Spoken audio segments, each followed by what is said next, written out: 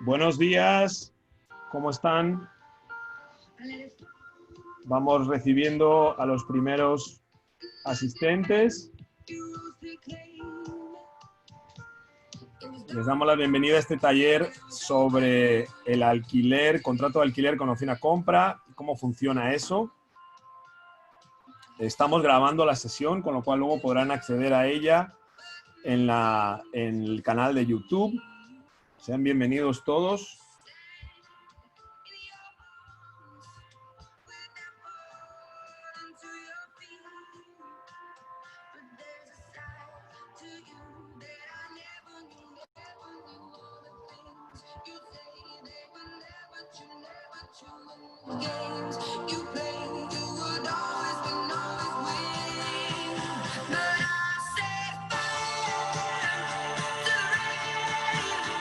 Cada vez se nos van uniendo más personas, solo un par de minutos mientras nos preparamos. Preparen su café, preparen sus notas. Estamos con querido compañero Alberto Grajales. Buenos días, Alberto, ¿cómo estás? Buenos días, Javier. Buenos días a los panelistas. Buen día a los invitados. Sí, Buen día ya se les ve ahí a Erika Rojas y al licenciado Gerardo Rojas. ¿Cómo están? Desde San José, yo desde Madrid, Alberto desde Panamá. Bien internacional está saliendo este taller. Totalmente. Buenos días a todos. Día lluvioso, pero muy contentos de estar aquí. Aquí tremendamente caluroso, pero sí, está como con bochorno el día. Yo creo que va a caer una tormenta de verano. Bueno. Yo creo que vamos a empezar con las presentaciones. Erika, te voy a dejar que tú seas quien presente a nuestro ponente hoy. Por razones obvias, lo conoces mejor que nadie. Así que dinos un poco quién es la persona que nos va a hablar y con qué autoridad nos puede dirigir un poco sobre este tema que se está poniendo tan de moda, que lleva existiendo mucho tiempo, yo por lo menos por lo que yo sé, pero que cada vez toma más relevancia porque hay muchas personas que no ven clara la opción de comprar y prefieren alquilar, pero tampoco ven clara la opción de alquilar y prefieren ir ahorrando mientras alquilan para la nueva posible compra, en fin. Efectivamente. Gracias, Javier. Bueno, sí, les presento al licenciado Gerardo Rojas.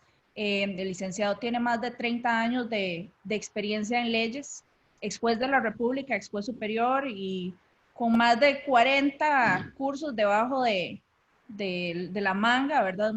Actualmente profesor universitario y litigante también en el bufete Rojas y Asociados y más importante que todo, mi papá. Así es que están en buenas manos. Sí. Buenos días, licenciado. ¿Cómo se encuentra? Tengan muy buenos días. Don Javier Ortiz y don Alberto Grajales. Aquí tenemos un chat también por el que van mandando mensajes todos los participantes y de vez en cuando mandan también preguntas. Así que ya le iremos diciendo. Están todo el momento dando los buenos días y saludando. Y Javier, tenemos amigos ya que te están haciendo bullying por tu nuevo corte. ¿Ah, quién? ¿Quién lo hace? Se me cayó el pelo. Dice que tienes nuevo look. Se me cayó el pelo. Look veraniego, que aquí hace 38 grados en la vieja Europa. Entonces, estábamos diciendo que los comentarios y los estados de ánimo los pueden ir comentando por el chat. El bullying también se acepta, siempre que sea amigable. Y las preguntas y respuestas tienen otro botón para preguntas y respuestas y tienen la posibilidad de levantar la manita y nosotros les podemos abrir el micrófono y hablar directamente con nuestro ponente hoy o directamente con nosotros, como prefieran. Así que, bueno, sin más preámbulo, yo creo que ya somos unos cuantos los que estamos. Aunque falta todavía gente por venir, pero podemos ir empezando un poco con un preámbulo y con la presentación que nos ha preparado el licenciado. Bueno, reitero los buenos días. El primer fundamento de esta exposición es tener muy claro que no vamos a hacer una exposición totalmente jurídica porque lo que queremos enviar como mensaje es facilitarles los conocimientos básicos a los participantes para que puedan emplear la opción de compra eventualmente, y que también sepan, por supuesto, cómo va de la mano con el alquiler, entonces, cuáles son los requisitos mínimos de esos contratos para que los puedan emplear más adelante. En ese Vamos a compartir entonces. orden de ideas, tenemos que definir qué es cada uno en una forma somera. En el contrato de alquiler, el dueño de la propiedad da en arriendo una cosa, un objeto, una finca, llamamos nosotros, una finca, o una edificación, casa, por un precio. Entonces, ya ahí se está estableciendo una serie de obligaciones y de derechos, que es lo que queremos ir delimitando. ¿Paso? Sí. La principal obligación, por supuesto, llámese del arrendatario o el inquilino, es pagar el precio en el momento justo. Entonces, ya tenemos una cosa arrendada que tenemos que describirla. Tenemos que decir qué es lo que estamos alquilando, dónde está, y esos son requisitos del contrato, porque debemos aclarar que el contrato se puede hacer por escrito, pero también la ley acepta que sea, se llama tácito, sin que esté por escrito, bastando la aceptación de cosa y precio para que funcione de esa manera. Pero vamos a partir de que hay unos requisitos mínimos que se deben incluir en todo contrato. ¿Cuáles son? Ya mencionamos los anteriores. Primero, hay que definir cuáles son los participantes, poner las calidades, número de cédula, estado civil, la dirección exacta es muy importante porque después vamos a utilizarla como lugar para notificaciones o indicarla, un correo electrónico, que es lo que ahora comúnmente usamos, su número de identificación, de cédula o pasaporte o lo que nos sirva para identificar plenamente a las partes. De ahí vamos a brincar ¿a qué? Al segundo aspecto, que es la descripción del bien. La descripción del bien, como suponemos en la mayoría de los casos, está debidamente escrita en el registro público de la propiedad. Entonces vamos a indicar ahí el número de finca, el sitio donde se encuentra, o indicación del distrito, cantón y provincia, y la dirección exacta del sitio. Perdón, licenciado, vamos a los requisitos para que no se preocupen, están al final también de la presentación. Sí. Les estamos dando apenas un preámbulo, pero para que vayan tomando nota, al final de la presentación vienen también todos los requisitos desglosados. Estamos hablando de requisitos formales. También se debe incluir, que es una parte importante, porque en este tema de los contratos, lo que más preocupa siempre a las personas es el incumplimiento. Por ello es que los contratos deben ir bien identificados con todo para que no vayan a haber problemas de interpretación ni mucho menos. Hablábamos ya de la descripción del bien, el sitio, entonces tenemos que decir qué es, si es una casa de habitación, las condiciones en que se encuentran. Es un tema bien importante de la descripción de los bienes, porque el arrendatario o el inquilino está obligado a cuidar la cosa, se llama con los cuidados de un buen padre de familia. Lo que requiere es el cuidado normal, y las cosas sufren un deterioro también normal. Entonces, ¿por qué es importante eso? Porque si la persona daña o descuida los bienes que tiene a su cargo, nace la obligación de reparar los mismos. Más adelante vamos tal vez a entrar un poquito en cómo se hace para cobrar o para qué me sirve esa estipulación de los daños y perjuicios. Por supuesto que el precio tiene que ser claramente definido, dónde se va a pagar y cuándo se va a pagar. Si hay una cuenta, entonces se tiene que indicar en la cuenta del banco tal y tal día. Una de las preguntas más frecuentes es, ¿qué pasa si se atrasa el que tiene que pagar. Bueno, la ley que rige los arrendamientos urbanos y suburbanos estipula que la parte puede pagar después de 7 días naturales de lo que se indique en el contrato. Eso lo hago mención porque muchos se ponen muy bravos cuando se atrasa el inquilino. Pero bueno, la ley estableció esos 7 días ahí para cualquier eventualidad. Y importa ello porque no se debe permitir los atrasos constantes, porque antes, en las leyes anteriores, implicaban una modificación del plazo. Entonces, si yo soy el dueño del local, tengo que evitar esos constantes retrasos. ¿Cómo? Mediante una notita que le mando al inquilino para que no se modifique el plazo de pago.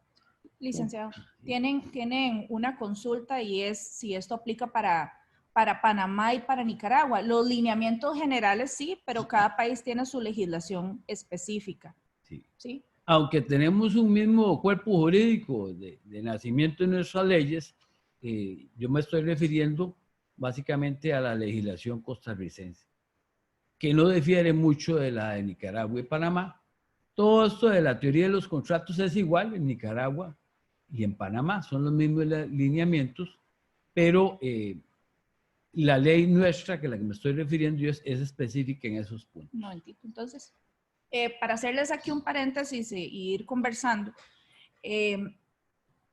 la idea de tenerlo del alquiler con opción de compra es porque necesitamos ver cómo se hace para expandir la adquisición de viviendas en la clase media.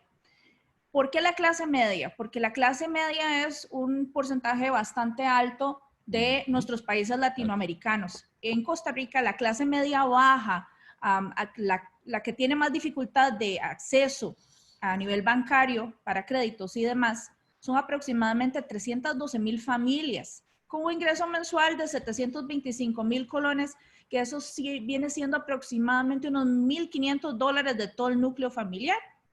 Y los jóvenes, darles créditos a los jóvenes, que son las personas entre 20 y 39 años, que representan aproximadamente en Costa Rica un 34% de la población laboral.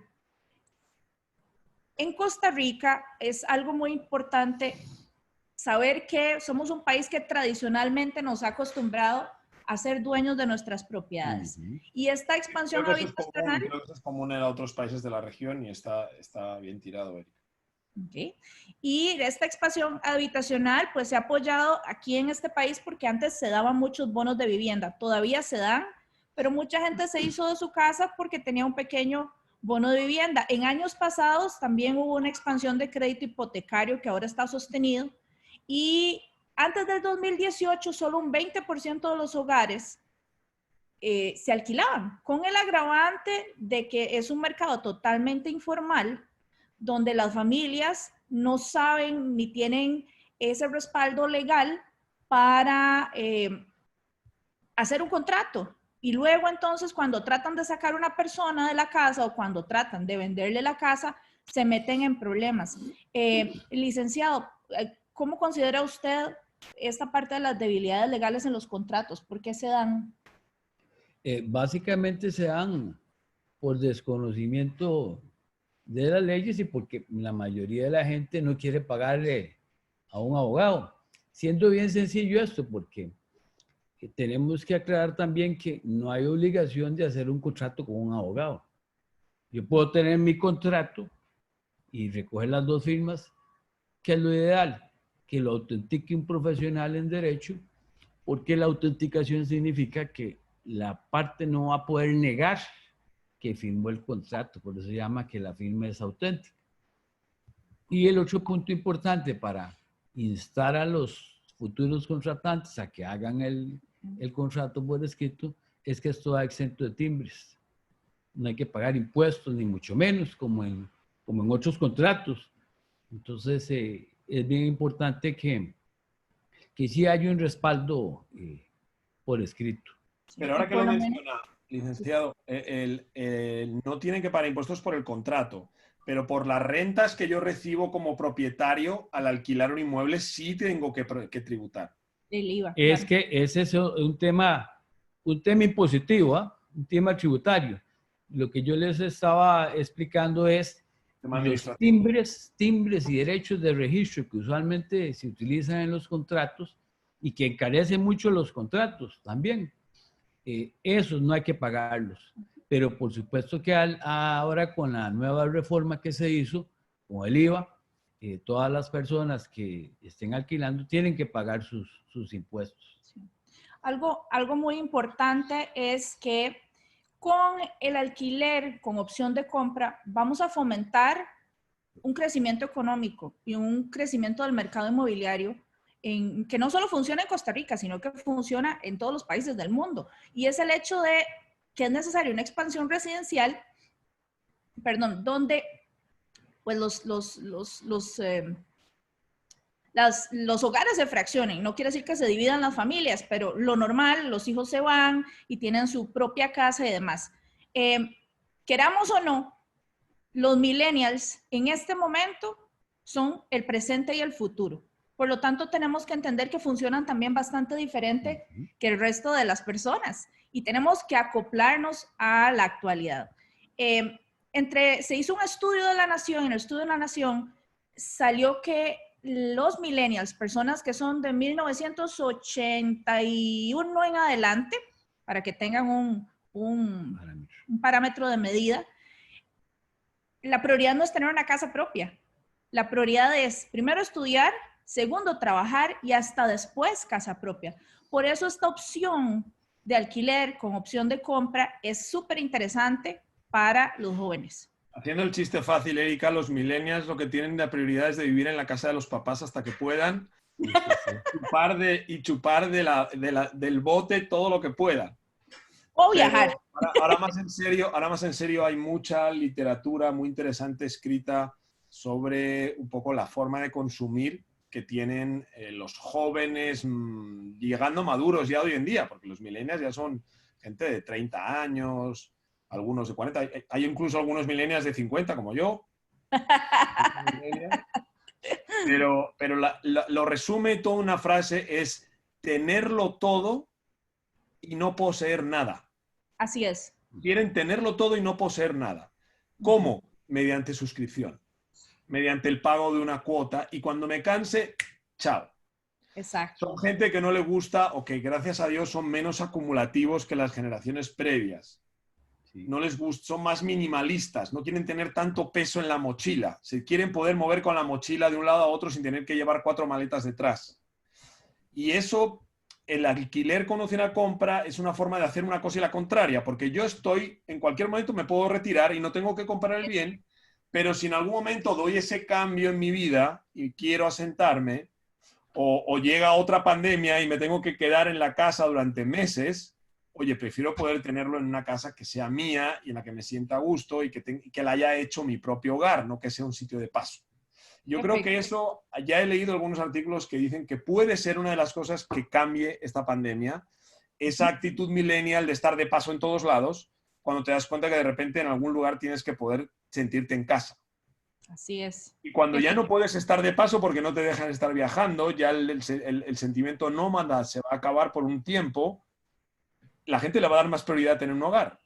De nuevo, muy importante tener esta opción de decir, oye, mira, yo arriendo. Y si veo que me voy a quedar, al final capitalizo parte de lo que pague y lo compro.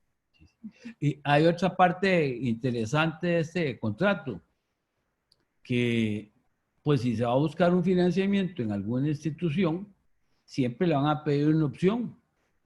Entonces, el que está arrendando va a estar muy feliz diciendo, bueno, sí, yo voy a alquilar, pero lo que voy a pagar se me va a adjudicar al precio final del monto de la compra.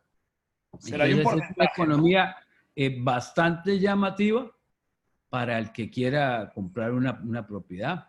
Dime, Javier. Digo que tradicionalmente se dedica solo un porcentaje del alquiler a la compra. Es decir, no es el 100% del alquiler que me cuenta a la hora de la compra. Pierdo una parte, ¿no? Es dependiendo cómo lo guste ser el dueño de la propiedad. Yo voy a dejar a don Gerardo que agregue un poquito más sobre eso, pero lo importante aquí es que con el alquiler con opción de compra se beneficia a ambas partes, al dueño de la propiedad, que por lo general tal vez está endeudado con algo pendiente que pagar y no tiene cómo pagarlo y no puede vender rápido, y a la persona que está alquilando, que no tiene en estos momentos las posibilidades de hacer una compra por todas las dificultades que vamos a ver que nos competen ahorita, y se le da chance primero para que se enamore de la casa, para que pueda poco a poco ir abonando y finalmente para que hasta inclusive se vuelva sujeto de crédito, porque muchos bancos te piden tener un cierto determinado tiempo en un trabajo. Entonces, si estás comenzando un trabajo, aunque tengas la fluidez económica, no te van a dar el préstamo. Licenciado. Así es. Entonces, por supuesto que el tema tiene que ver con el movimiento de la riqueza. Si tenemos una casa o un edificio cerrado, sabemos que hay un costo de mantenimiento, a veces hay que pagar guardas, las casas se deterioran. En cambio, si se facilita el asunto para que alguien la adquiera, pues es obvio que el bien no va a perder su valor y no hay que estar desembolsando en el mantenimiento, en el costo de mantenimiento. Pero lo que más beneficia este tipo de contratos es que siempre en los bancos le van a exigir que tenga una opción.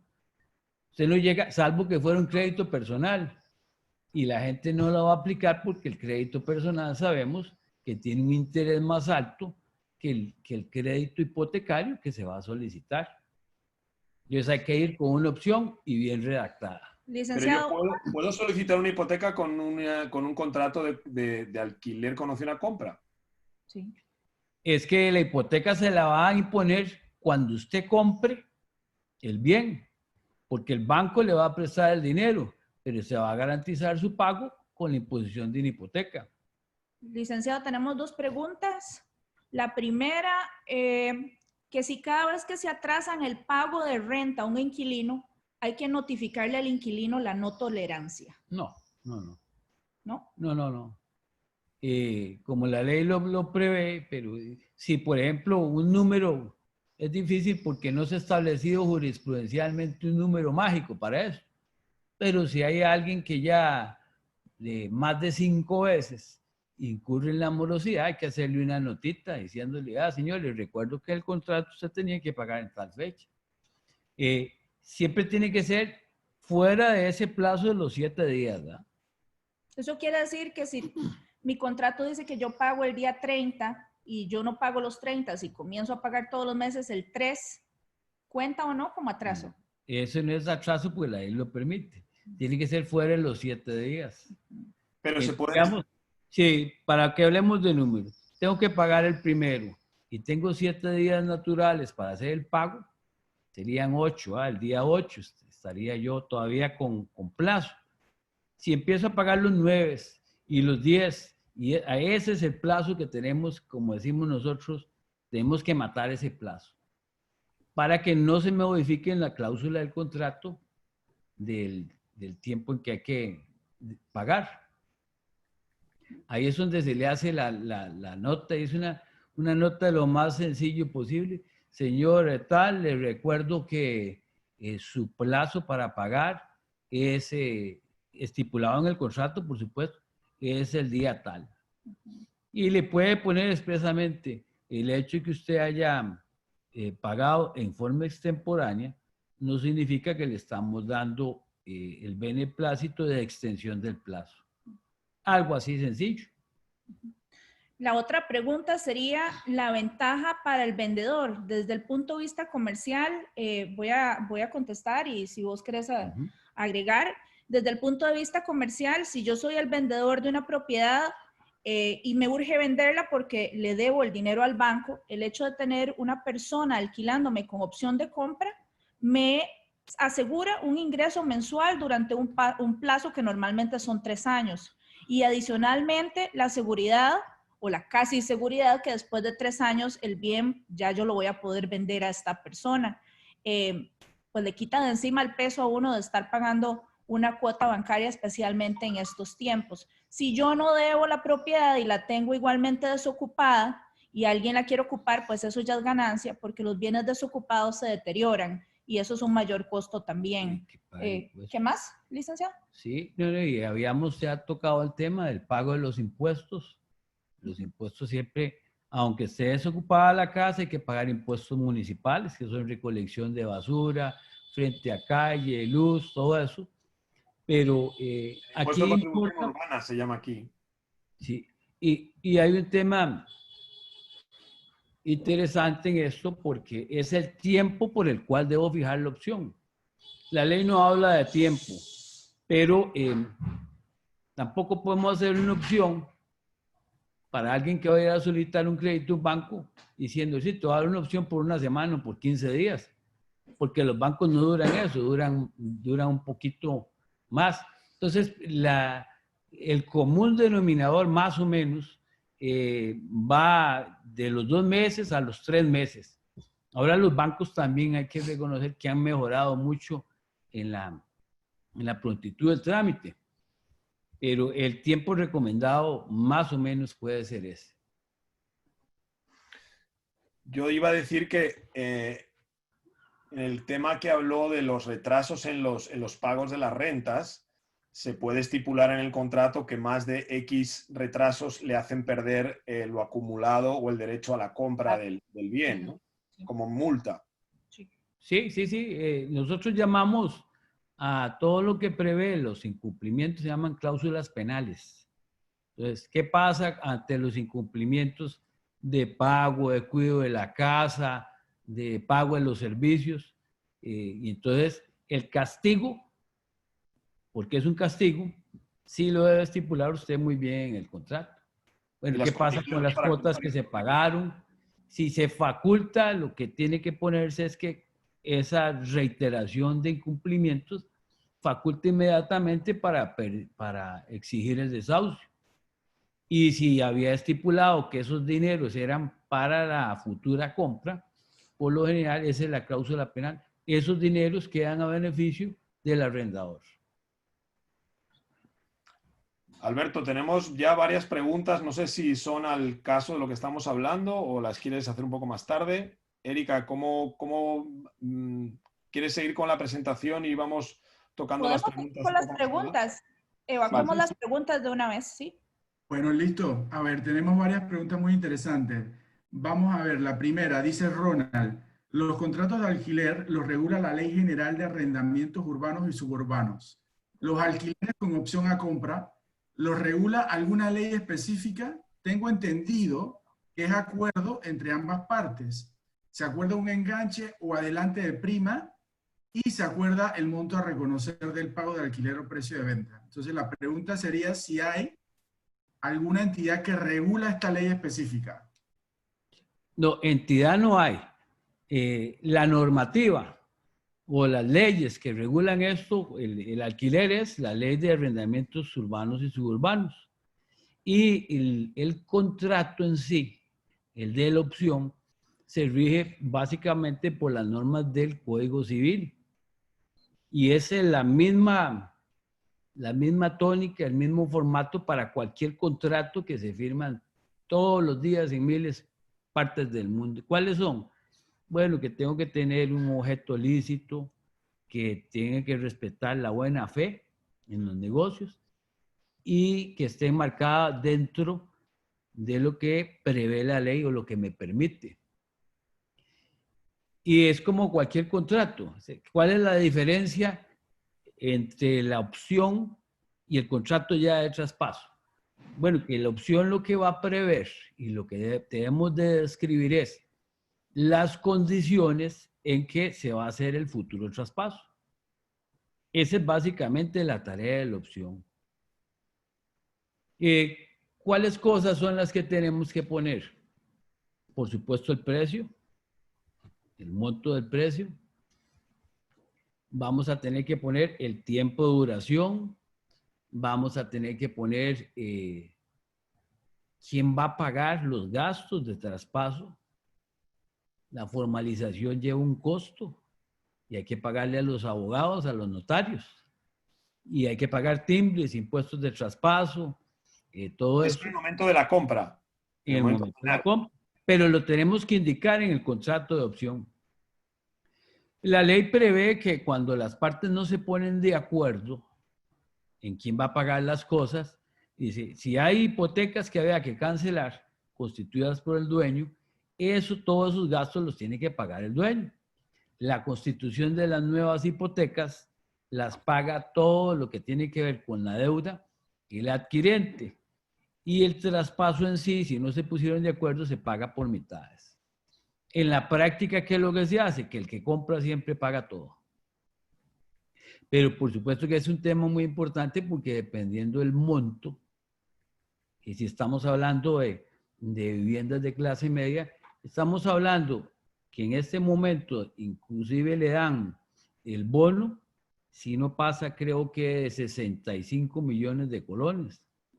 Entonces, son sumas bien importantes cuando hay que pagar 1 millón de colones en gastos y costos y alguien tiene que pagarlos. Algo importante también va de la mano de esta pregunta, pero como el licenciado dice, hay que establecer el precio en el que se va a vender la propiedad. Eso quiere decir que yo como dueño, 3 años después o 1 año después, si la propiedad subió de precio o bajó de precio, yo no le puedo ajustar el monto. Se tiene que vender en el monto en el que acordamos de previo cuando se firmó la opción. Es correcto. Eso tengo una pregunta. ¿Sí?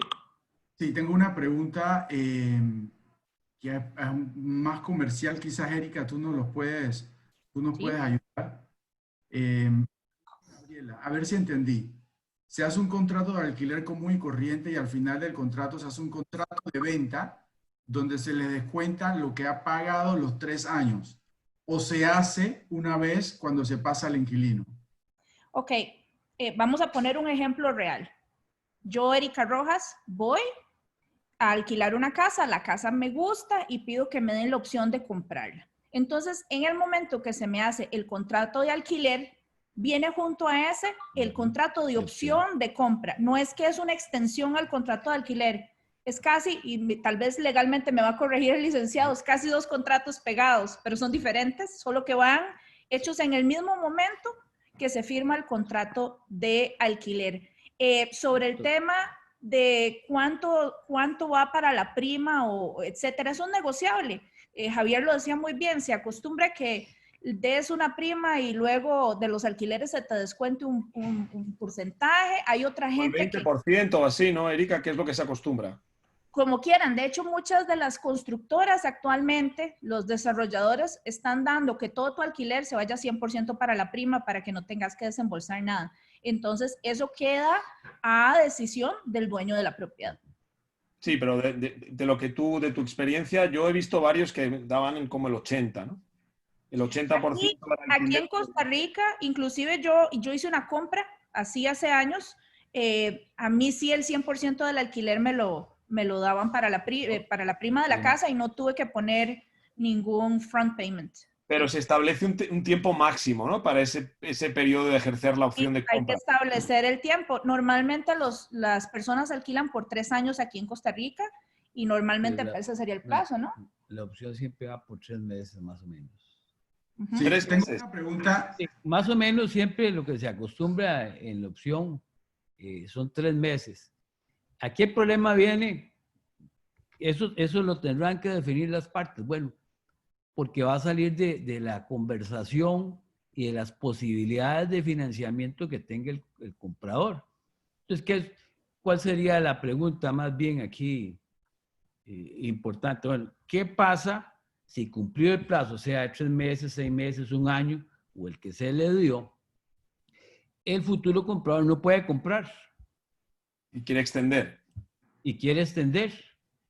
Y no le alcanzó el tiempo para pedir el préstamo. Entonces, ahí es donde viene el problema que hablábamos de la cláusula penal y de los posibles daños y perjuicios. Bueno, el contrato es ley entre las partes. Si tiene un plazo definido, ya cuando se cumple ese plazo y no pudo cumplir el otro señor, lo sentimos mucho.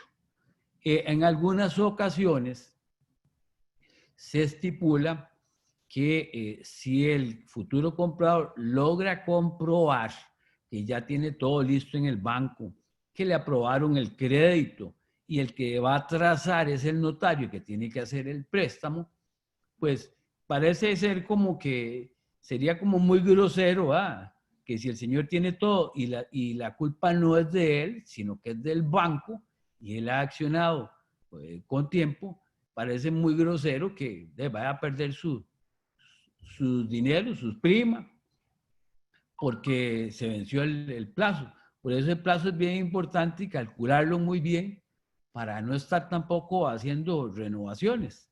Claro, ¿cuánto tiempo tengo que estar yo pagando para ahorrar esa entrada que me va a pedir el banco o quien sea, ¿no? Y la renovación o prórroga de la opción es muy sencilla. Nada más se establece.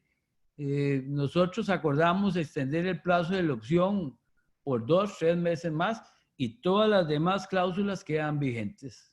Y así lo pone uno y ya con eso se extiende la opción. Lo bonito de esto es que al final es un acuerdo bilateral, ¿verdad? Entonces, no hay nada que esté estipulado que tiene que ser de una determinada manera.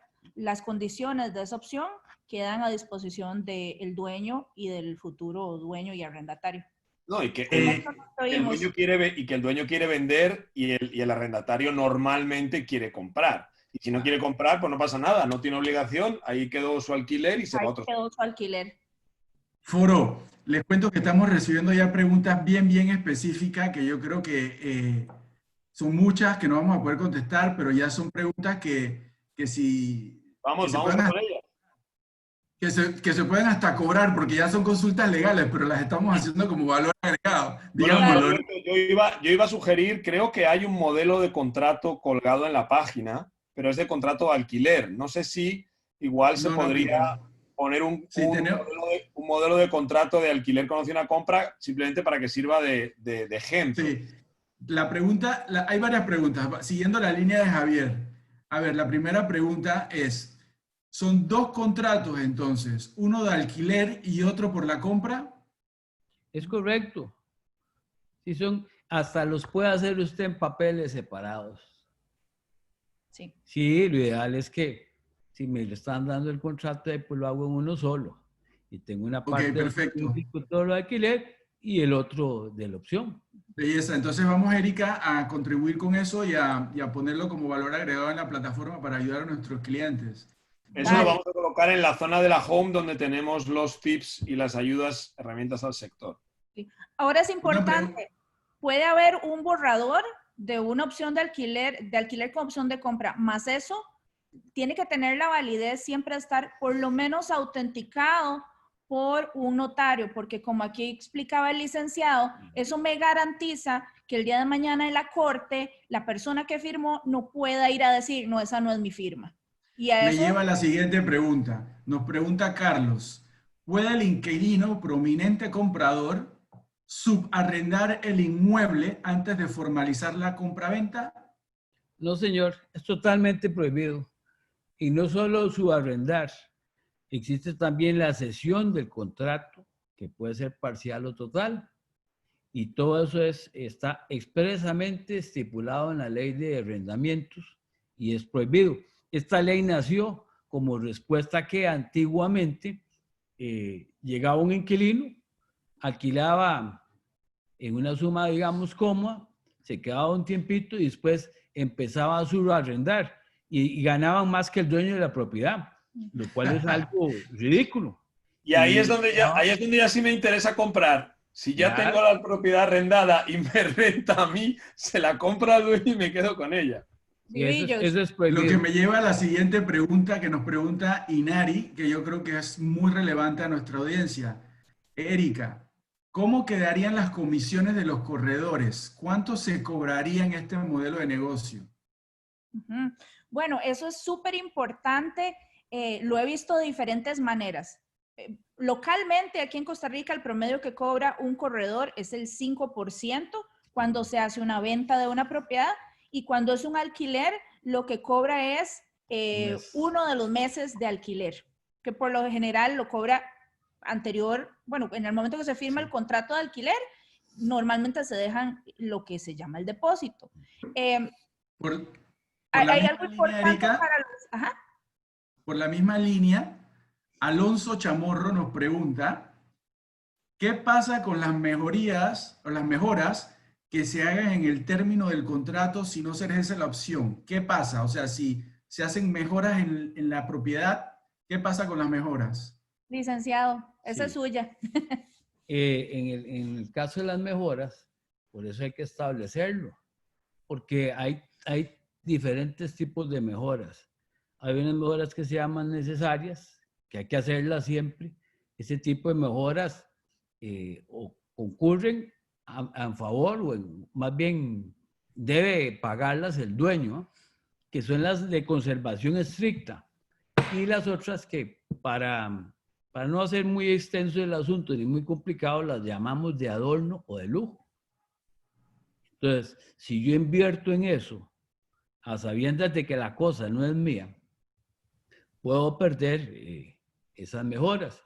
Imagínense que para poder cobrar esas mejoras, si me echan de la propiedad, tendría que ir a hacer un juicio ordinario civil y probar. Y lo otro es que las mejoras tienen que tener el permiso del dueño. Entonces, si yo las hago sin el permiso del dueño, pues entonces no puedo ir a alegar que de buena fe las hice, porque ya sabía que no debía hacer esas mejoras. Hay que pedir permiso. Hay que pedir permiso. No se puede cambiar el destino, ni el que alquila la casa o la vivienda en determinadas condiciones de construcción y no quiere que le cambien eso. Okay. Queda clarísimo. Pero eso no significa que un contrato eventualmente yo podría estipular, por ejemplo, una ampliación de cochera y que quedemos en el acuerdo de que eventualmente, si no se hace el negocio, pues que se me reconozca el monto de eso, porque el contrato es ley entre las partes y se puede estipular absolutamente todo. Ok. Mutuo acuerdo, claro. Sí. Erika, tenemos un caso comercial que me parece lo más interesante y vamos a ponerlo en la vida diaria. Nos pregunta Diana Morales, ¿qué pasa cuando la propiedad tiene hipoteca y la persona que alquila paga una mensualidad que solo alcanza para pagar la mensualidad de la hipoteca? Y el dueño tiene que pagar el 2% de transferencia y el 3% de ganancias a capital y no tiene los fondos, ya que el alquiler solo le alcanza para pagar la hipoteca. Que en la mayoría de los casos los vendedores utilizan los abonos para pagar estos gastos por falta de fondos, sobre todo en estos tiempos. Ok, para ver si te entiendo bien la pregunta. Yo le alquilo una propiedad a una persona que me cobra un determinado monto. Esa propiedad está hipotecada, pero al señor no le alcanza con lo que yo le pago para pagar la hipoteca. Eso yo lo resumo en dos palabras, en una frase. Eso es problema del dueño, no es problema de la persona que arrienda. Sí. La hipoteca es responsabilidad 100% del dueño y no el que alquila. ¿Por qué entonces el dueño no puso un alquiler más alto? El que es responsable de los impuestos municipales, del pago de las hipotecas, del mantenimiento de la propiedad, siempre va a ser el dueño y nunca el inquilino. Es correcto, así es. En el contrato, si hay algún tema de alza de costos por parte del dueño, no es problema si no quedó documentado en el contrato del... Efectivamente. Exacto. Okay. Véalo así. Claro. Vea así las variables del mercado, con la evaluación y la depreciación y todo eso. Alquilo, digamos, en $500. Bueno, si la moneda se depreció y nadie lo sabía, no se puede variar las condiciones del contrato, porque no se estableció. Entonces, siempre va a regir ese, y de ahí la importancia en que se alquile en un precio que sea razonable para que el dueño pueda salir de sus enredos. Sí. Claro. Erika, luego que explicaste el tema de las comisiones, surge una pregunta adicional, parece que no quedó totalmente claro, y nos pregunta Jaime, quisiera más información de la comisión del corredor en cuanto relaciona el inquilino con el propietario. Pero el contrato empieza con alquiler, entonces le paga un mes de alquiler. Pero cuando se perfecciona la venta, ¿qué pasa con la comisión del corredor? Hay excelente. La alquiler y la de compra, ¿no? Hay más preguntas a ese respecto, con lo cual vamos a contestar como 3 o 4. Adquiere ambas.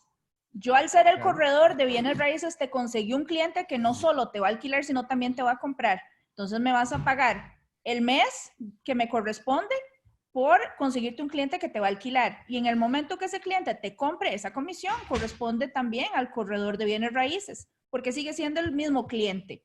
Entonces le correspondería, además de la parte que cobró por el alquiler, el 5% o el monto que el corredor cobre cuando la compra y venta se ejecute. Cuando se haga, se firme, en ese momento, como cuando hacen una venta normal de una propiedad. Pero le corresponden las dos. Y importantes, señores corredores de bienes raíces, nada de palabra, todo por escrito. Así como el cliente de ustedes va a hacer un contrato con un cliente de ellos, ustedes necesitan también hacer un contrato con su cliente, donde estipule eso mismo que lo que estamos hablando. ¿Y cómo hay un control de cuándo se ha realizado o no la venta? Bueno, eso, cuando se hace un traspaso, eso queda registrado en el registro de la propiedad. Pero yo creo que de buena fe también debería el dueño decir. Es solo de buena fe. Uh-huh. Si solo las partes saben a dónde van a ir a firmar, sí. Pues él se estaría dando cuenta después de que se realizó el negocio. Sí. Si tienen un cliente entonces, así complicado. ¿Qué es lo que tiene que hacer el corredor? Pues tendrá que ir a cobrar la comisión en un juicio civil, pero ya tiene un contrato que lo respalda. Tiene que tener un contrato que lo respalda. No es lo ideal, porque la buena fe debe privar en los negocios, siempre. Y si hubo un trabajo responsable y serio, pues ese señor debe ganarse su dinero de muy buena manera y de una forma justa. Uh-huh. ¿Qué más, Alberto? Cuéntanos. Hay más de más arriba, Alberto. Hay más del comienzo de las preguntas. ¿Alguna por ahí he visto de...? Sí, yo creo que estoy tratando de hacer el hilo porque varias se unen, ¿no? Nos pregunta Milka, ¿es obligatorio que el interesado o posible comprador de un abono o porcentaje de abono inicial aparte del porcentaje que se va a tomar? Aquí en Costa Rica, no. Que la persona que te está alquilando te dé un abono para la compra. No, aquí en Costa Rica no es obligatorio. No sabría decirte en otros países, pero aquí no hay nada que obligue a que en una opción de compra se dé una prima anterior. Sí. La opción yo se la puedo otorgar a cualquier persona sin necesidad de enganche, como le dicen, o de una parte del monto. Entonces, por lo general, ¿cuándo se da esos dineros o esas arras? Se dan cuando no hay un contrato de alquiler. Entonces dice, yo le voy a dar a usted una opción para que vaya al banco o busque su financiamiento y entonces usted me va a dar una parte de dinero. Pero cuando no hay una opción de compra. ¿Aplicable a qué? Aplicable a la Sí, pero mira qué curioso, porque Oscar Castro nos pregunta, ¿qué abono recomiendas para comenzar el contrato? Pues siempre he pensado que así aseguras que lo compran, ¿no? No es tampoco una seguridad, porque te pongo un ejemplo. Y les voy a contar de mi caso personal, porque creo que tal vez va a servir. Yo hice hace unos años un alquiler con opción de compra. Tenía una mensualidad y mi alquiler con opción de compra fue por 2 años. Durante 2 años, el 100% de mi mensualidad iba a la prima. Lo que a mí me suscitó fue que a la hora de cumplirse el plazo, el dueño de la propiedad me dijo, yo ya no le quiero vender. Y entonces ahí entramos en una historia legal que luego el licenciado Rojas les puede contar. Pero él está obligado. Él está obligado por el contrato a venderte. Aquí está el tema. Si él ya no me quiere vender, hay una cláusula penal que me respalda a mí con daños y perjuicios. Pero al final él no me vendió. Me tuvo que pagar, sí, efectivamente. Y se devolvió lo que en esa cláusula penal quedó estipulado. Pero a mí no me pidieron una prima. Si me hubieran pedido una prima, como pregunta aquí el caballero, lo que tendrían que hacer es devolverme esa prima. No garantiza tampoco nada. Y tampoco garantiza que yo te vaya a comprar la propiedad, porque en plazos que son 2 años, por ejemplo, en mi caso, las condiciones pueden variar mucho. Mi ingreso mensual puede variar puedo dejar de ser sujeto de crédito en un banco y demás. Y al final, pues después de los 2 años, yo puedo decir, mira, te di una prima, te he dado mis alquileres, pero ya el banco no me va a prestar porque me manchó. Así es que ya no se puede. Y entonces para eso está la cláusula penal. Hablando con el licenciado fuera de esta conferencia, hablábamos de esa importancia que es realmente el respaldo que da garantía para que se lleve para que se lleve a conclusión el contrato y que si no se da, pues no haya repercusiones peores para la otra persona, ¿verdad? Inclusive, ampliando ese tema del incumplimiento. El incumplimiento es lo que más preocupa siempre a los contratantes. ¿Qué pasa si se incumple? Bueno, la ley tiene previsto, cuando yo acuerdo comprar algo, que yo tengo una escogencia dual. Puedo pedirle al juez que obligue al dueño a que me venda bajo las condiciones que he establecido. Interesante. O puedo resolver el contrato con la obligación del dueño de que me pague daños y perjuicios. ¿En qué estaría representado el daño? En las sumas de dinero que yo di. Y los perjuicios vienen a estar representados en los intereses que producen esos dineros, que por supuesto tengo que liquidarlos y las costas que se vayan a gastar. Entonces, es un camino que yo puedo escoger. ¿Habría una tercera opción, licenciado, que es vender mi opción de compra? No. Eso sería cederla. Sí, usted puede ceder cualquier contrato en principio. En principio yo puedo ceder y vender un contrato, pero recordemos que en este caso estamos hablando solo de la opción. No podría cederle el contrato o el contrato de alquiler, ¿verdad? Porque aquí hay otro tema importante, Javier, que dicha que estás tocando ese tema. He visto muchas empresas constructoras, desarrolladoras, que inclusive antes de permitirte hacer una opción de compra y venta con ellos, te hacen todo un estudio crediticio y te hacen una preaprobación. Así es que yo no puedo agarrar eso y cedérselo a alguien porque yo no sé las condiciones de esa otra persona si va a poder hacerlo o no. Y asumo, licenciado, que tiene que estar de acuerdo también el vendedor, ¿verdad? Recordemos que hay una obligación casi personal entre las partes. Si yo quiero venderle a fulano porque me cayó bien, tuve una empatía, por la razón que quiera. Y ya si me traen a otro, pensemos así. Pensemos en una forma malévola, como digo yo. Yo le quiero vender a fulano y tal porque representa algo, pero no le quiero vender a un narcotraficante. Porque entonces voy a tener el problema de que la gente así, mira, de seguro es socio de aquel porque le vendió, o de cualquier actividad ilícita, no hablemos solo de que venga de cualquier actividad ilícita. Entonces, esa obligación personal que se establece ahí en el contrato es la que se debe respetar. Y no nos vayamos muy lejos con el ejemplo que está dando el licenciado, pero él puede dar fe de que en alguna ocasión nuestra familia fue a comprar una propiedad y la señora no quería vendérsela a nadie que le cortara el árbol, la veranera que estaba afuera. Entonces, nada de narcotraficantes, la señora estaba obsesionada con la veranera y quería que se la mantuvieran ahí de por vida. Esas cosas pasan.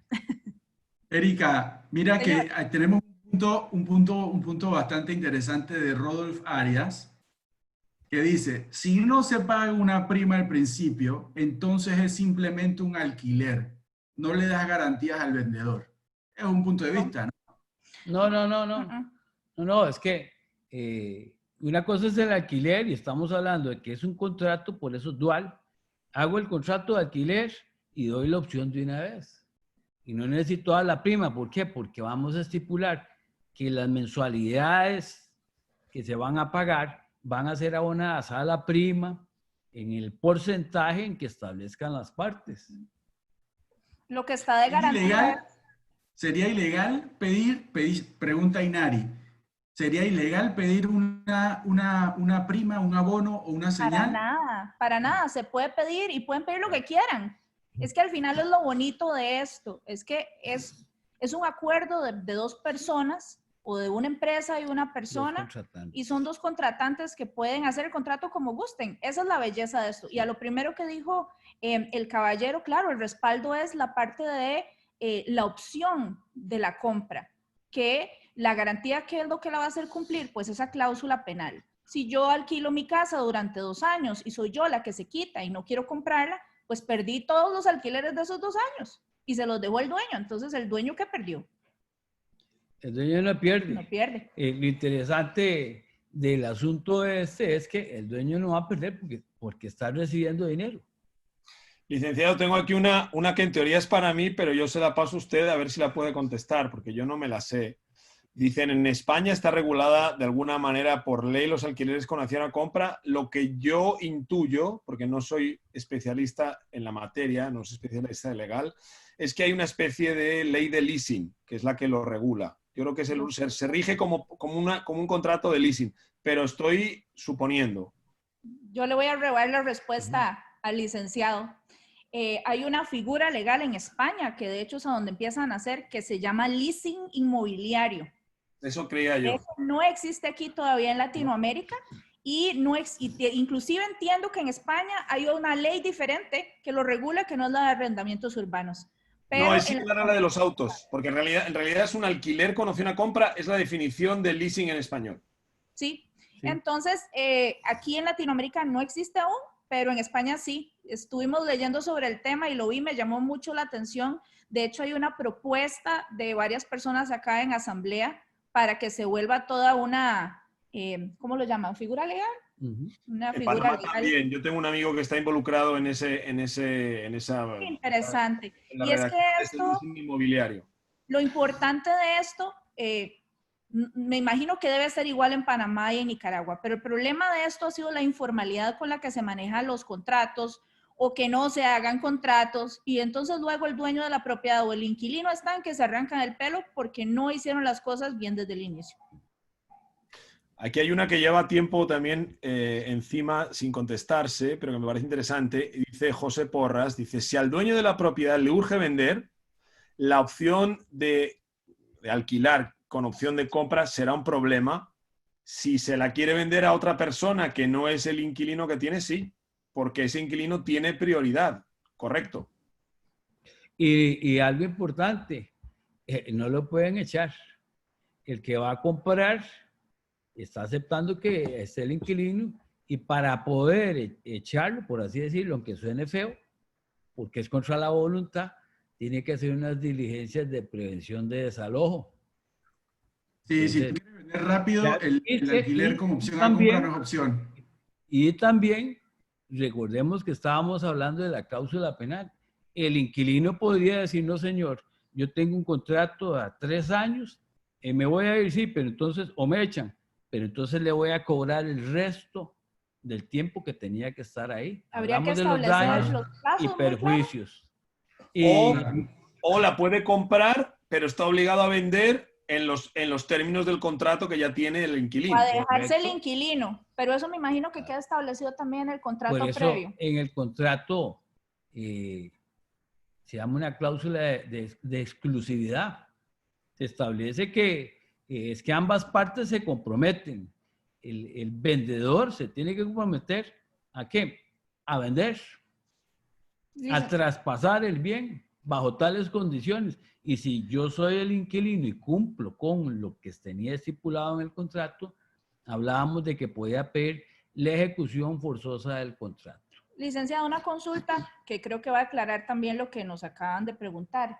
En un contrato con opción de alquiler con opción de compra, yo como dueño le puedo decir al inquilino, si usted no me ha comprado en 6 meses, ¿me autoriza a venderle a otra persona?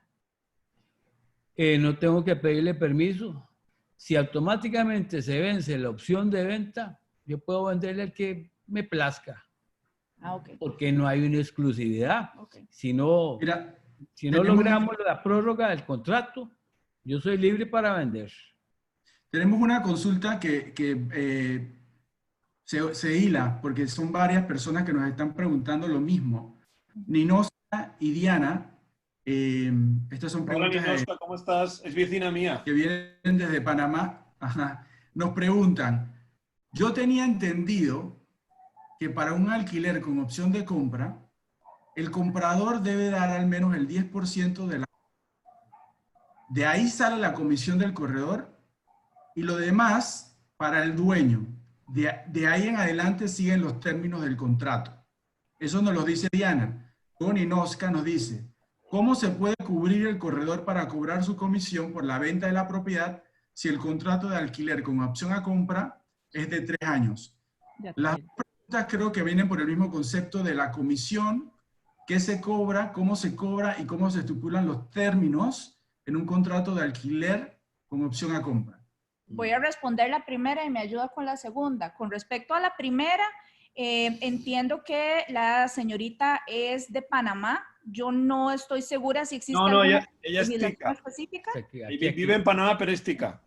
Ah, ok, perfecto. Aquí en Costa Rica no está en ninguna obligación de cobrar ninguna prima y el corredor de bienes raíces puede negociar también con el vendedor como guste, porque recuerden que aquí en Costa Rica existe la Cámara de Corredores de Bienes Raíces, que es un ente ético regulador, mas sin embargo todavía no está colegiado y mientras no haya colegio no existe esa obligación ni hay una ley donde diga que están esas obligaciones puestas, ¿cierto?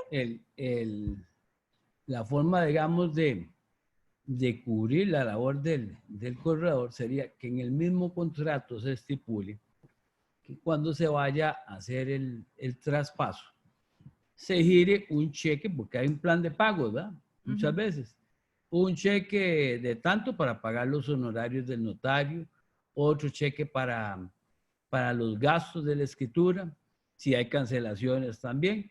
Entonces ahí se puede estipular que el monto de la comisión, que ya estaría determinada, pues tenemos un precio real, se le gire directamente a fulano y tal.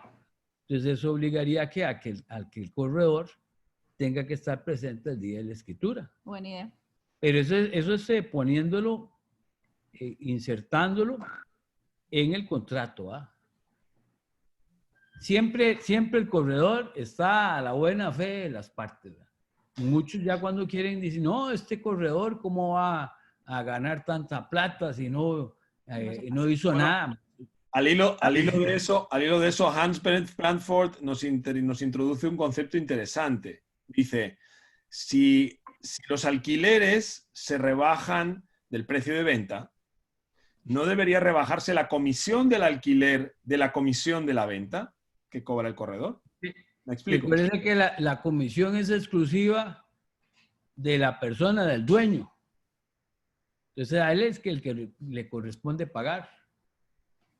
Y como no corredor, al inquilino, ni al futuro comprador, ni nada. Sí, pero tiene sentido. Es decir, yo ya he cobrado una comisión por el alquiler. Si al final cobro una comisión como por la venta, le deduzco la que ya cobré por el alquiler. Suena justo. Y de nuevo, eso sería como lo quisieran negociar el corredor y el dueño de la propiedad. A mí me suena bastante justo. Que de ese 5% se rebaje ese monto. Bueno, hay una barbaridad de mensajes y hay preguntas por los dos lados. Es muy difícil realmente seguir con la moderación. Creo que hemos respondido la mayor parte de los temas. Hay otras preguntas que indagan, ¿no?, que profundizan más en un tema. Aquí hay una pregunta que lleva bastante tiempo colgada y que no la hemos preguntado, porque sobre todo es de índole impositivo. No sé, yo se la voy a pronunciar por si tienen alguna información, pero me parece que no es tanto legal como tributaria. Sí, exacto. Dice, ¿cómo se hace con el impuesto de renta que ya está pagando mensualmente el vendedor para descontarlo del impuesto definitivo y que no se lo vuelvan a cobrar, ya que son contador. Sí. Esa pregunta tiene que contestarle un contador público. Un fiscalista. Sí. Un contador. La ley estipula en virtud de que nace la obligación de pago, la obligación tributaria, se llama el hecho tributario, y hay una forma de pagarlo que, por eso es que nos ponen a declarar la renta, para que digamos cuánto nos estamos ganando y hacer las deducciones. Pero eso sí le corresponde a un contador. Consejo, hay que pagar los impuestos. Y aquí hay otra para el contador. Dice, ¿se podría hacer un ejemplo hipotético para una casa de 150.000 dólares, sería bueno ver un paso a paso, teniendo una hipoteca de 115.000 dólares con una cuota mensual de la hipoteca de 1.150. Aquí le quedamos mal con esa respuesta, pero vamos a tener que hacer un webinar con un contador. Bueno, este va más para el webinar que hicimos de las hipotecas, ¿no? Es decir, esto ya es sacar una tabla de amortizaciones y decir, aparte que no entiendo muy bien aquí si lo está poniendo desde el punto de vista del propietario o del arrendatario. Gustavo Herrera, que nos preguntaba. Pero... Sí, hay varias preguntas que hilan en el tema tributario, fiscal, impositivo, que yo creo que sí, ya cabe para otro, pero hay montones. Pero yo quería hacerte una pregunta, Erika. Luego, para ya comenzar con el wrap-up del tema que ha sido supremamente interesante y hemos tenido una cantidad de preguntas impresionantes. Bueno. Nos dice Laura que después de todo lo que ella ha visto en el seminario, lo veo poco atractivo, sin señal de trato o prima no existe garantía de venta. Se pierde la opción de vender a otro cliente sin una garantía segura. ¿Qué opinas de eso? Tienes una persona que te está pagando todos los meses, es un pago a plazos. Y esa persona, si se va, pierde un buen dinero que ha estado poniendo ahí como alquiler. Yo no sé qué más garantías quieres. Si te está pagando $1.000 al mes durante 12 meses, son $12.000. Sí, yo creo que la pregunta viene, Javier, como nuestros clientes corredores, ¿no? Lo veo poco atractivo, sin señal de trato, prima no existe, garantía de venta. Se pierde la opción de venta. Yo le quisiera agregar algo, que es la realidad que vivimos en este momento. Ustedes pueden observar la cantidad de locales desocupados en Costa Rica. Entonces, es una elección del vendedor. Bueno, ¿qué prefiero? Tener desocupado el local sin que me genere un 5 y pago mis impuestos y todo lo que sea, o darle una opción a alguien por 3 meses o por 6 meses y empezar a recibir dinero. Exacto, importantísimo lo que acaba de decir el licenciado y tal vez a Laura le puede ayudar. La opción de compra puede ser de 3 meses, de 6 meses, de 1 año, de 2 años, de cuanto usted guste. Sí. Dele la opción entonces por meses, por poquitos meses. Claro. Y de todas maneras, insisto, está la cláusula penal de respaldo. Y si no se siente cómodo aún así, pues pide una prima pequeña, pide un porcentaje pequeño de, vamos a ver cómo se llama, del precio de enganche, total. Del precio total. Pero yo creo que es una buena opción para vendedores y para compradores. Y siempre, si todo saliera mal, pensemos en el momento terrorífico, ahí está la cláusula penal para que usted pueda obligar a la persona al cumplimiento. Así es que yo lo veo como un win-win, gane-gane de ambos lados. Excelente, excelente. Sí. Esto se llama facilitación de los negocios. Destrabamos las cosas. Esto es una herramienta más. Exactamente. Es una herramienta Tratamos más. de hacerlas flexibles, fáciles y rápidas, porque los bienes tienen que producir riqueza. Esa es la idea de los patrimonios. Entonces, hay que hacer las cosas fáciles y atractivas para las personas para que lleguen a hacer negocios con nosotros.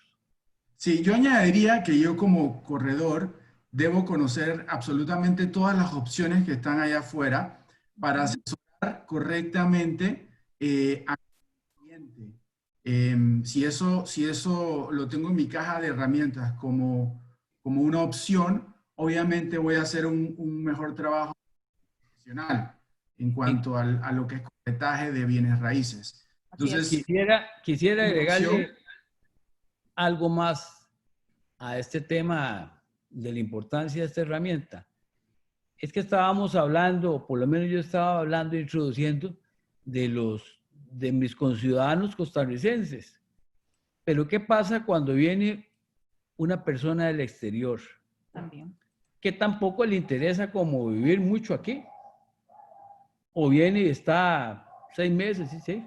Pago el alquiler y mando envío el dinero porque tiene que hacer alguna gestión en su país para traer todo el dinero para el día de la compra. También. Ese, digamos, no necesita un préstamo bancario en Costa Rica, pero sí necesita un espacio para poder transferir el dinero, porque recordemos también que dependiendo del monto tenemos que justificar los ingresos de más de $10,000. Entonces, ¿cómo va a ser ese señor del extranjero para justificar que va a traer $200,000 o $500,000 o $1,000,000 o $1,000,000? con el contrato de opción de venta.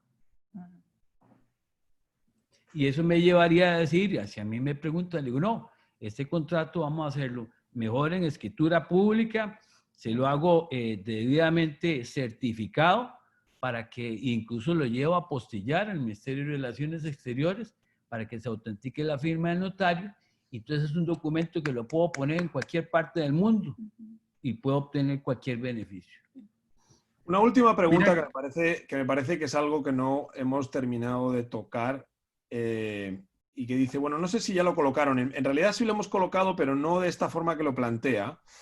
Es que si se hace un alquiler con opción a compra, pero el dueño dice que él la tiene a la venta en única opción y la va a alquilar por un año a plazo y después de dicho año se tiene que firmar la venta, ¿qué pasa si el inquilino dice que no la va a comprar, pero que se queda alquilando porque la ley dice que los contratos de alquiler son como mínimo 3 años?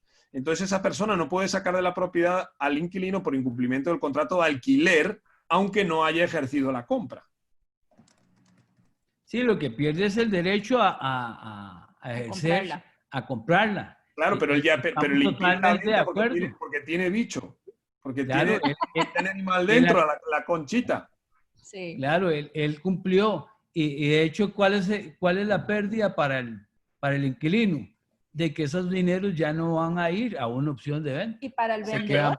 Pero él quería quedarse de alquiler. El problema es que si ha llegado a un acuerdo de que en un año la compra, en ese año no la compra, ok, pierdo la opción de la compra y el dinero que he dado a cuenta, es como un alquiler, pero el dueño tiene interés en venderla, no en mantenerla alquilada 2 años más. ¿Cómo sale de esa? Se puede establecer también en el contrato de previo, licenciado, de que yo le pueda decir a una persona, tenés un contrato de alquiler por 3 años, pero si al plazo que a usted se le vence la opción de compra, usted no ha comprado, entonces yo voy a venderle a otra persona y usted me va a tener que desalojar. ¿Se puede? O lo que puede hacer es regula el tiempo.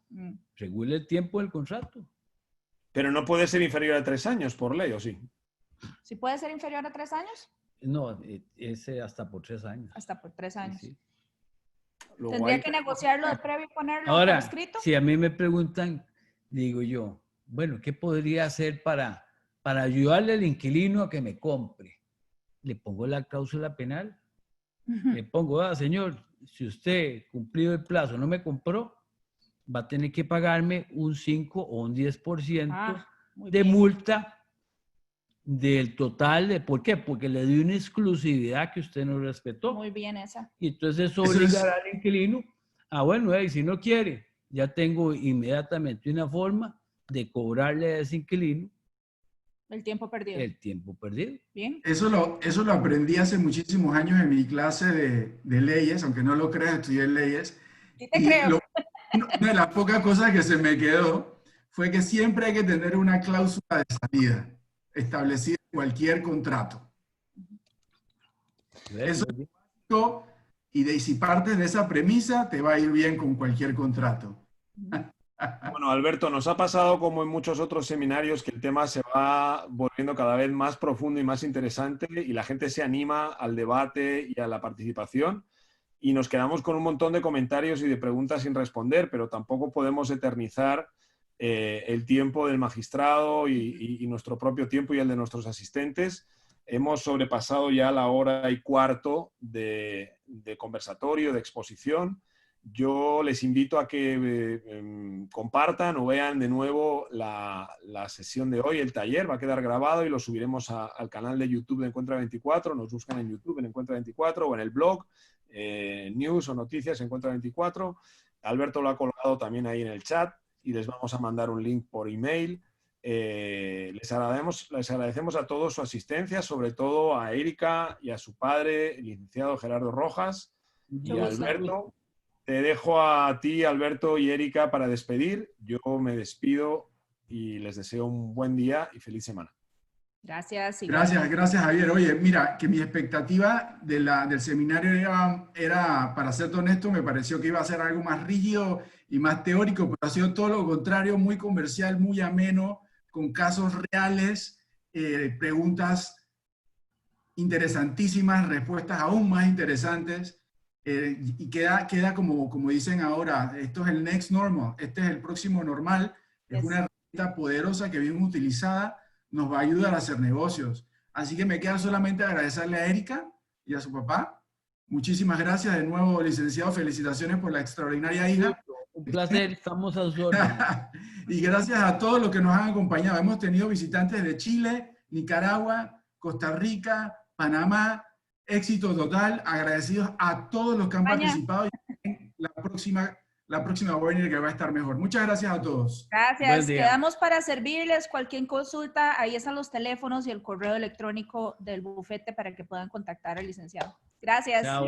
Y asesoren, si son clientes, asesórense con un profesional, un agente inmobiliario y un notario para hacer este tipo de operaciones que son interesantes, pero hay que darlas con cuidado. Así es. Es correcto. Gracias a todos. Buen día. Muchas gracias. Chao. Adiós.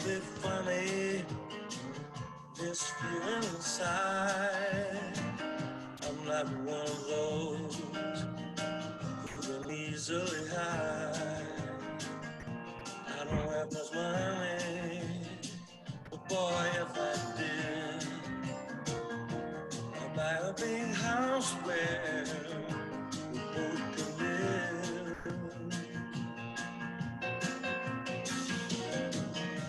If I was a sculptor, but then again, no, or a man who makes potions in a travel.